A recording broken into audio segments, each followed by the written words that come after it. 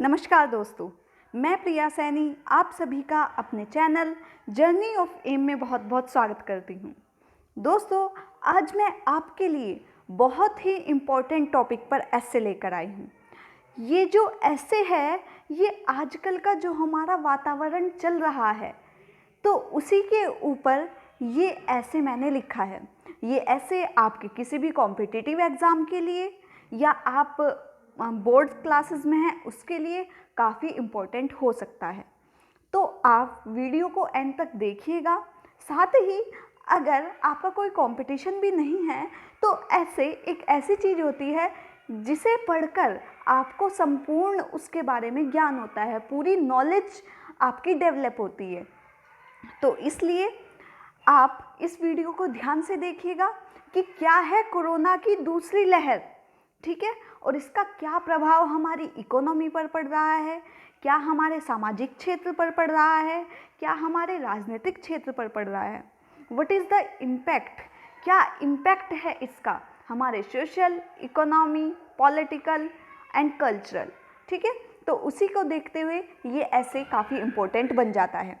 तो दोस्तों, आज मैं आपके लिए इस पर वीडियो लेकर आई हूँ।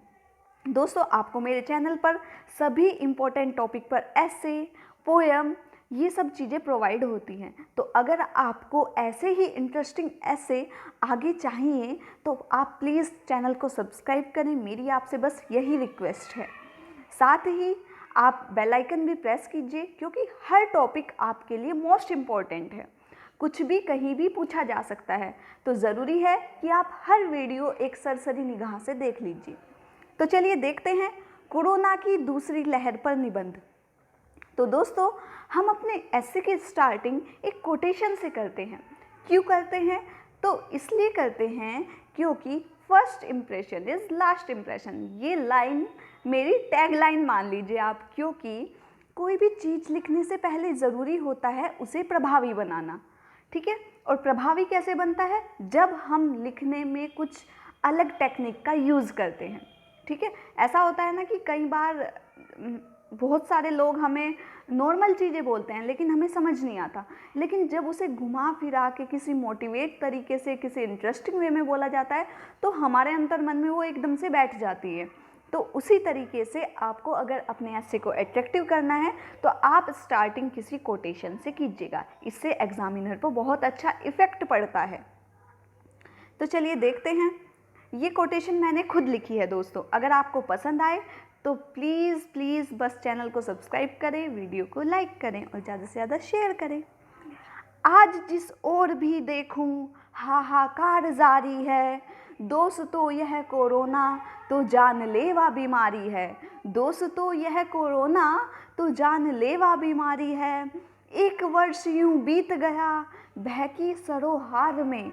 एक वर्ष यूं बीत गया बहकी सरोहार में। मुड़कर फिर लौट गया यह तो गंभीर प्रभाव है। मुड़कर फिर से लौट गया यह तो गंभीर प्रभाव है। तो इस तरह से आपने स्टार्टिंग करेंगे तो काफ़ी अट्रैक्टिव लगेगा। परिवर्तन, जिसे आप क्या कहते हैं, चेंजेस। तो परिवर्तन सृष्टि का अटल नियम है।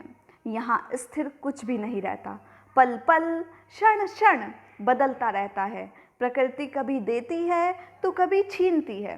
वर्तमान समय में परिवर्तन का ही पालन कर कोरोना नामक राक्षस फिर से हमारे राष्ट्र पर दस्तक दे चुका है। देखिए, आप ऐसे में इस तरह के वर्ड्स यूज़ करेंगे जैसे कोरोना नामक राक्षस, और जिस तरीके से मेरी स्टार्टिंग थी इस तरह की स्टार्टिंग करेंगे तो वो बहुत ही अच्छा लगता है। यदि हम कैलेंडर के पन्ने पलट कर देखें तो 21 मार्च 2020 में इसी वायरस के कारण संपूर्ण लॉकडाउन लगाया गया था। एक साल बाद यानी 2021 में फिर से कोरोना वायरस अपना रूप बदलकर लगातार अपने पैरों पर पैर पसार रहा है। यहाँ यह उस सांप की भांति व्यक्ति को कुंडली मारकर तथा दम घुटकर अपना शिकार बना रहा है। मतलब जैसे एक सांप होता है, वो किसी का शिकार करता है तो सबसे पहले वो दम घोटता है। जैसे एक अजगर शिकार करता है तो उसका दम घुटने से क्या होती है, मृत्यु होती है, फिर उसे निगल जाता है। तो सेम यही जो मैंने कोरोना का कंपैरिजन किससे कर दिया है, तो एक सांप से कर दिया है, एक अजगर से कर दिया है। तो इस तरह की अगर आप कंपैरिजन करेंगे तो ये भी आपके ऐसे को बहुत अट्रैक्टिव बनाता है। अब देखिए अगली कोटेशन क्या लिखी है, कैसी यह मुश्किल घड़ी आज मेरे देश पर छाई है, हाथ मिलाकर चलने वालों को दूर दूर की राम राम सिखाई है। मेरा देश ऐसा था कि जो गले मिलकर हाथ मिलाकर चलता था, लेकिन आज सोशल डिस्टेंसिंग का जो ये पालन करना पड़ रहा है, जिससे दूर दूर की राम राम ही सही मानी जाती है। तो ये मैंने कोटेशन के रूप में आपके सामने प्रस्तुत किया है। दूसरा, कोरोना वायरस यह एक ऐसा संक्रमण है जो एक व्यक्ति से दूसरे व्यक्ति में तेजी से ट्रांसफ़र होता है या संचरित होता है। आप ट्रांसफ़र को हिंदी में लिख सकते हैं कि संचरित होता है।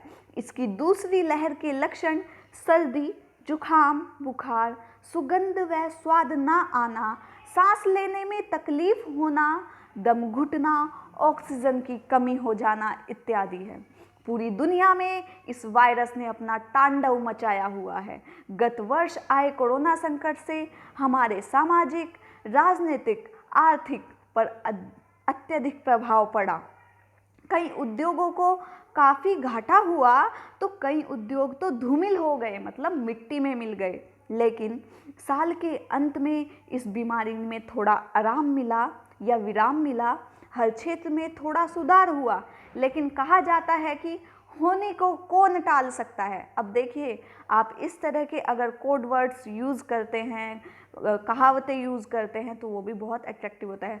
दोस्तों मैं जल्द ही आपके सम्मुख मतलब आपके सामने एक वीडियो लेकर आऊँगी कि आप इम्प्रेसिव ऐसे कैसे बना सकते हैं। कुछ मेरे फ्रेंड्स ने कमेंट भी किया था कि मैम इस पर ऐसे लाइए, तो मतलब इस पर एक वीडियो लाइए, तो मैं जल्द ही आपके लिए उस पर भी एक वीडियो लाने वाली हूँ। इसी तरह अप्रैल 2021 में कोरोना की दूसरी भयावह लहर के कारण पिछले 6 महीने में आए उछाल पर पानी फिरता नजर आया। यह अनुमान लगाना इतना कठिन हो गया है कि अगर यही कारवां चलता रहा तो देश का मानचित्र भविष्य में क्या होगा। स्कूल, कॉलेज, समारोह, आयोजन सभी मानो अपना पारंपरिक आवरण या स्वरूप भूल गए हैं। जैसे स्कूल खुलते थे, बच्चे सुबह उठकर स्कूल जाते थे, तो सब अपना जो पहला स्वरूप था वो भूल चुके हैं। जैसे कि हम सभी परिचित हैं कि कोरोना के मामले में उस दौरान बढ़ रहे जब देश में टीकाकरण अभियान भी चल रहा है। जनवरी से शुरू हुए इस अभियान को लगभग 3 माह हो चुके हैं, लेकिन स्थिति भी अपना प्राचीन रूप हमारे लिए सम्मुख खड़ी है। तो जैसा पहले रूप था आज वही है। अतः हमारे सामने यह स्पष्ट मार्ग खुल चुका है कि इलाज और बचाव हमारे हाथ में है। अतः वर्तमान समय में आवश्यक है इस भयानक राक्षस से स्वयं को बचाव करना। इसके लिए हर व्यक्ति को स्वयं प्रयास करने पड़ेंगे, जो कि निम्न प्रकार कर सकते हैं। अब कैसे कर सकते हैं? तो दोस्तों अगर आप अपने ऐसे में इस तरह का एक फ्लो चार्ट यूज़ करते हैं तो वो भी काफ़ी अट्रैक्टिव लगता है। तो आप इस तरह के फ्लो चार्ट्स भी यूज़ कर सकते हैं। तो बचाव के क्या उपाय हैं? देखिए, सोशल डिस्टेंसिंग आप सब परिचित हैं, मास्क ज़रूरी, 2 गज की दूरी जिसे सोशल डिस्टेंसिंग भी कह दिया है, सैनिटाइज़र का प्रयोग, ज़्यादा से ज़्यादा सैनिटाइज़र का प्रयोग, और आप स्लैश कर यहीं पर लिख सकते हैं कि बार बार साबुन से हाथ धोना। तीसरा, टीकाकरण अभियान को सफल बनाना, कि जो टीकाकरण अभियान चल रहा है, जो सरकार ने एक पहल की है, तो क्यों ना बचाव के लिए उसी को सहारा बना लिया जाए। क्या पता कोई दवाई कब काम कर जाए, ठीक है, तो उसे भी हमें सफल बनाना है। देखिए, इंसान पर जब कोई समस्या पड़ती है तो वो हर जगह अपने हाथ पैर मारता है, तो उसी तरह हम क्यों ना हर चीज़ का उपयोग कर, क्या पता कौन सी चीज़, कहते हैं ना कि कभी कभी बड़ी से बड़ी दवाई काम नहीं करती है, लेकिन छोटा सा वैद्य भी वो काम कर देता है, तो क्या पता ऐसा कुछ हो।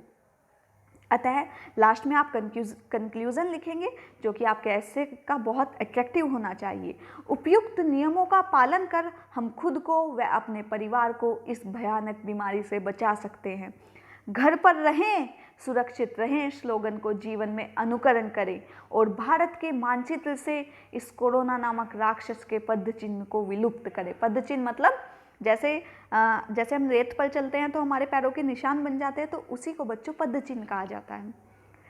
तो दोस्तों, ये था आज कोरोना की दूसरी लहर पर ऐसे पसंद आया हो तो प्लीज़ चैनल को सब्सक्राइब करें ऐसे ही इंटरेस्टिंग ऐसे पाने के लिए, क्योंकि ये ऐसे आपके हर कंपटीशन एग्ज़ाम के लिए इम्पोर्टेंट हो सकते हैं। और साथ ही अपने दोस्तों को चैनल ज़्यादा से ज़्यादा सब्सक्राइब करें। देखिए दोस्तों, आप मेरे लिए कुछ बेहतर करेंगे तो मैं भी आपके लिए कुछ बेहतर लेकर आऊँगी, ये मेरा आपसे वादा है। तो दोस्तों, सुरक्षित रहें, घर पर रहें, अपना ध्यान रखें, अपने परिवार का ध्यान रखें। बस मैं यही आशा करती हूँ कि आप सभी सुरक्षित रहें। तो मिलते हैं जल्द ही किसी नए और इंटरेस्टिंग टॉपिक के साथ। तब तक के लिए थैंक यू सो मच।